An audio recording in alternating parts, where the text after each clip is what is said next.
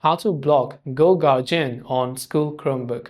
Hey everyone, welcome to the channel. In this video, I'm going to guide you on how you can block GoGuardian on school Chromebook. So without any further ado and delay, let's get started with today's video. If you want to turn off or disable GoGuardian on school Chromebook, now it doesn't matter whether it's a school Chromebook or a Google Chrome browser anywhere else, there is an instruction on their support page, as you can see. So first you have to go to manage.goguardian.com like this, and after you log into your GoGuardian account, just navigate to products, general, and scroll down to a section labeled as scheduling.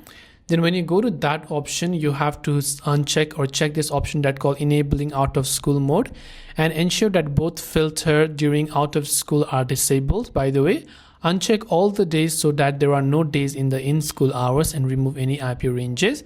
And this configuration is actually going to disable all the filtering and monitoring, as students will be considered out of school and 24/7 while filtering and monitoring during out of school mode are disabled. That's all for this video. If you have got any questions, do feel free to leave them down below. Thanks for watching and see you in the next video.